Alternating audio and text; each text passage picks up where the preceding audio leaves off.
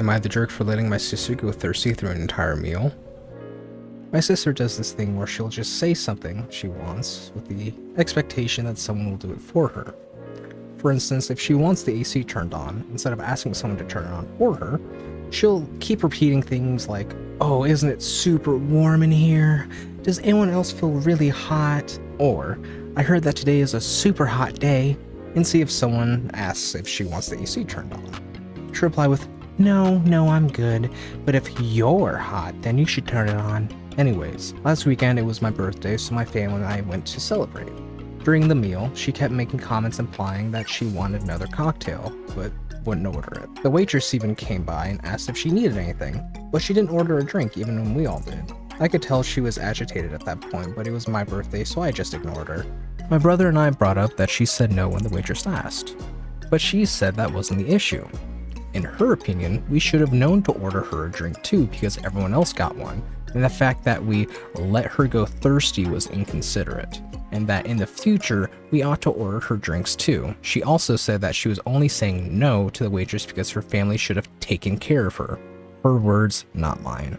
The three of us have been kind of arguing back and forth about it, and I'm just tired of fighting, so I wanted to get some more opinions on whether or not I should have ordered her drink as well. So, am I the jerk for letting my sister go thirsty through an entire meal? Am I the jerk for not going to my twin's wedding? I, 24 male, have an identical twin. We're not close, but I thought we had basic mutual respect. That belief was tested. I grew up in a traditional southern town and only began coming out in college about 5 years ago. It's been slow, especially with family, but since moving to DC in 23 for school and work, I felt more comfortable living it authentically. After moving, I met my boyfriend, 26 male, and we've been together for about 2 years. Over time, I've introduced him to friends and family when I felt safe. Cut to November of 24. I was home for the holidays and told my twin and his fiance about my boyfriend. They seemed happy for me. While staying with them, wedding details arose and they asked if I'd be bringing a date. I said yes, my boyfriend. My twin had gone to bed, but his fiance said, "Well, there are pros and cons. It's up to you if you want to bring him." That felt like a green light. My twin constantly deferred to her on decisions, so I didn't think I needed to double check. 5 months passed. My boyfriend and I spent $1,300 on travel, flights, hotel, etc. 3 weeks before the wedding, I mentioned on a call with my brother that we were all set. His tone shifted. "Oh, is boyfriend actually coming?" I reminded him on the convo with his fiance. He said she never gave me permission and accused me of making it up. Then said, "We can't allow your boyfriend to come. We worry how dad's side will react." I offered to call dad on the spot. He dodged, saying he checked his fiance despite just saying it was his decision. An hour later, no change. I was still invited alone, still expected to buy a groomsman match suiting, even though I wasn't in the party, and show up smiling. That's when I snapped. I asked, "If I didn't invite your fiance to my wedding, would you still come?" He couldn't answer and ended the call after some harsh words. Trying to make things right, it came out to my dad, which I feared for years, to explain the situation. He was surprisingly indifferent, and even said uninviting my boyfriend was extreme. He offered to talk to extended family. I thought I was removing the main obstacle. Weeks later, my twin called again.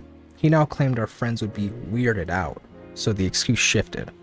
I said, "If my boyfriend's not invited, I'm not coming." He didn't budge. Here's the kicker. Days later, my dad told me the fiancée admitted she did give me permission, but changed her mind when she remembered who would be there. She denied this to my twin. Also, one of the bridesmaids is openly gay and brought her girlfriend, but according to my fiancé, she's not a part of family, so it's different. So, I didn't go. I'm still wondering if I made the wrong call. Absence was noticed. I got texts asking where I was. My mom had to explain it repeatedly. So instead of avoiding attention, my absence became the story. My relationship with my twin is dead, and some family ties are now fragile. Part of me wonders, should I have sucked it up and gone solo just to preserve bonds that shaped my early life? So, am I the jerk for skipping the wedding? Am I the jerk for putting googly eyes on all the food in our fridge to prevent snacking? My roommate eats everything. I'll buy a pack of cheese sticks, they'll be gone by morning. I asked nicely, then labeled stuff. No change. So I got creative. I bought a pack of stick-on googly eyes and put them on everything. Milk, eyes. Leftover spaghetti, judging you. Even taped one to a banana. It worked. It worked. He said it creeped him out and stopped eating my stuff. Now he says I'm being passive aggressive and creating an emotionally hostile refrigerator. I can't even say that. Creating an emotionally hostile. Okay. Professional. I am a professional. Now he says I'm being passive aggressive and creating an emotionally hostile refrigerator. So, am I the jerk for turning the fridge into a surveillance horror movie to stop my food from vanishing? Thank you for tuning in. If you enjoyed the video, check out all the social media down below in the description. I'll subscribe, all that stuff. And let me know in the comments what kind of games you'd like to watch me play and what kind of stories you'd like to hear me read. This is Gumarrow signing off. Stay lovely, stay safe. Peace.